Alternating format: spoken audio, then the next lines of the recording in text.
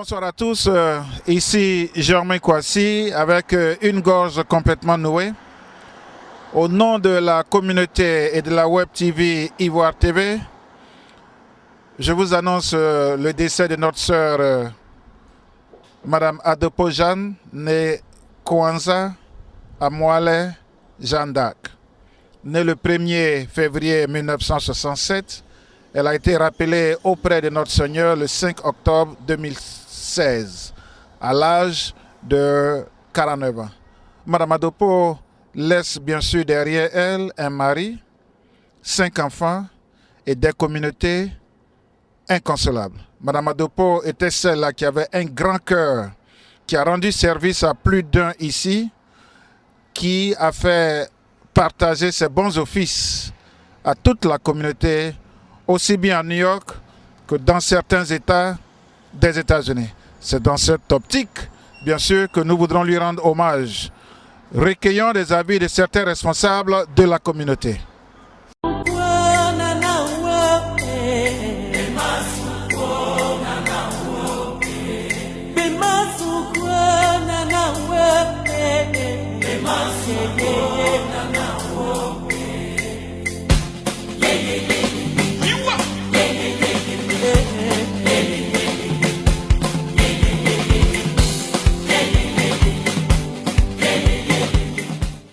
Je suis Madi William Oné, je suis chef du village BT à New York.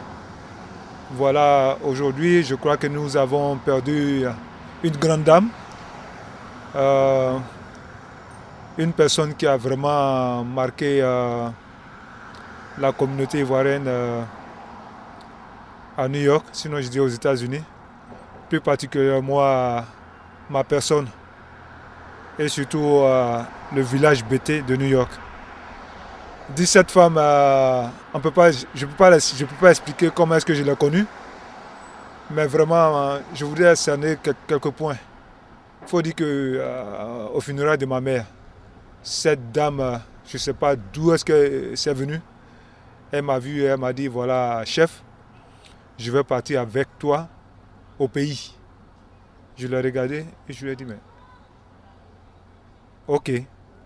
Elle m'a dit, voilà, je vais représenter les femmes BT de New York et aussi je vais représenter les femmes de New York et des États-Unis avec toi à Abidjan. Et c'est ainsi qu'elle allait jusqu'à Abidjan avec moi. Et je dirais à Abidjan, cette dame, je ne sais pas que dire. On l'appelait ma protocole parce qu'elle était toujours tout le temps à côté de moi. C'était elle qui faisait tout. Elle était au four et au moulin. Je donnerai un exemple. C'est elle qui a choisi le cercueil de ma mère. C'est elle qui a choisi le dernier vêtement que ma mère devait porter. C'est elle encore qui a choisi, sinon qui a fait venir des gens qui ont fait le bain de ma mère. Vraiment, cette dame, c'est une dame au grand cœur. Et je sais que c'est une dame au grand cœur. Et je demande à toute la communauté, à tous ceux qui l'ont connue, de près ou de loin, de vraiment faire ce déplacement le samedi 5 novembre, ici à la 224-33 sur la 8e avenue, à venir vraiment lui rendre hommage. C'est une dame au grand cœur. Vraiment, c'est une dame au grand cœur. Et vraiment, quand on lui rend un dernier hommage, vraiment, Madame Adepo, vraiment qu'elle repose en paix.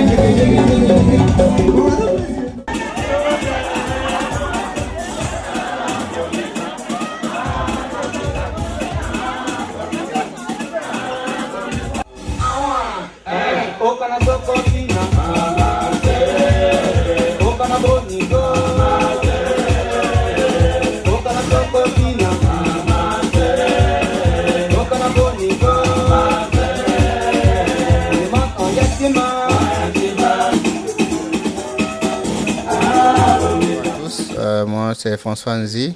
Je suis le directeur fondateur de New York Math Academy, connu sous le nom de Nima Coach. Aujourd'hui, nous rendons hommage à une dame de la communauté qui se donne beaucoup. Comme tout le monde, dans toutes les communautés, il y a toujours quelqu'un ou des personnes qui se donnent, qui s'oublient eux-mêmes et qui se donnent entièrement à la communauté. Madame Adopo est l'une de ces personnes-là. Partout où vous partez, si vous avez un problème, elle est toujours là. Les gens, on perd des gens, font des funérailles, elle est toujours là, toujours pour donner un coup de main pour permettre à ce que cette cérémonie-là réussisse. Et je pense que c'est une dame que tout le monde doit pouvoir rendre hommage. Tout le monde doit être là pendant son dernier voyage. Je ne sais pas si on doit dire le premier voyage ou le dernier voyage, mais c'est une grande perte pour la communauté et la communauté doit lui rendre un grand hommage.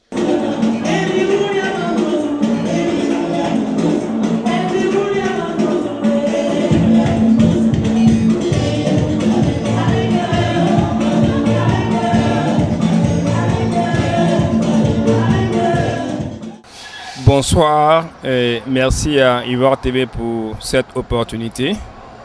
Je suis Ismaël Cissé et je dirais frère de Madame Jeanne Adopo. Madame Jeanne Adopo et moi, nous avions été membres de l'association des ressortissants des Marqueries. D'ailleurs, nous sommes toujours membres de l'association des ressortissants des Marqueries, puisque une fois qu'on est membre, on ne quitte jamais. Et nous avions travaillé ensemble sur plusieurs projets. Et malheureusement, Madame Adopo nous a quittés. Et j'avoue que moi, c'est un peu personnel parce que il y a 2 ans, j'ai été candidat pour être président des Ivoiriens de New York. Et Madame Adopo vraiment a fait quelque chose qui m'a beaucoup marqué. Elle s'est déplacée étant malade, très malade, pour aller voter pour moi. Et dès qu'elle a fini de voter, elle m'a appelé, elle a demandé. Elle voulait savoir l'endroit où je me trouvais. Et en ce moment, j'étais juste dans le QG, mon QG juste après les élections, avec des amis en train de faire la mise en place pour recevoir les gens juste après les résultats. Madame Adopo est arrivée, quand je l'ai vue, vraiment j'ai tout de suite compris que cette dame, vraiment, elle est malade. Mais elle a fait l'effort. Il faisait très froid. Elle s'est déplacée, elle a voté pour moi, elle est restée dans le QG, elle m'a soutenu. Elle m'a dit des mots très très très gentils, elle m'a encouragé, elle a dit que je suis son président. Et encore, Madame Adopo, nous étions à Abidjan, pas plus tard que le mois d'avril, avril-mai, pour les funérailles de la maman du capitaine, que tout le monde connaît ici comme le chef du village BT, à New York. Nous étions à Abidjan, nous avons passé, je crois, environ 2 semaines ensemble pour les funérailles et l'enterrement de la maman du chef. Je l'ai vue en action. Madame Adopo a tout fait. Elle a soutenu le chef. Elle était avec nous pour les courses. Depuis la morgue, depuis le cimetière, tout. Et juste même après l'enterrement, Madame Adopo a préparé. Pratiquement préparé pour tout le monde. Elle donnait à manger à tout le monde. Et juste après même l'enterrement de la maman du chef, nous sommes allés juste pour une réception. Et Madame Adopo, elle a insisté comment est-ce que je mange. Pendant que les gens faisaient la queue, j'étais assis avec le chef, nous causions. Elle allait nous servir, elle est venue nous déposer les plats, manger, rester avec nous, ça allait s'occuper de nous comme des enfants. Vraiment, c'est des choses que personnellement je n'oublierai jamais, surtout quelqu'un malade. Se lever, voter pour vous. Et en plus, à Abidjan, elle est passée même chez moi à la maison avec le chef plusieurs fois. On va me saluer. Et le jour de mon départ, quand j'ai quitté Abidjan, elle était avec le chef pour me dire au revoir. À New York, je l'ai revue. Il y a peut-être quelques temps, juste avant qu'elle soit internée à l'hôpital. On s'est vu rapidement, je lui ai dit bonjour, tout. Et puis bon, là on a tous appris la nouvelle. Donc vraiment, c'est une grande perte pour la communauté. Madame Adopo a toujours été présente. Même quand on n'avait même pas besoin d'elle, elle était présente, elle était toujours prête à aider.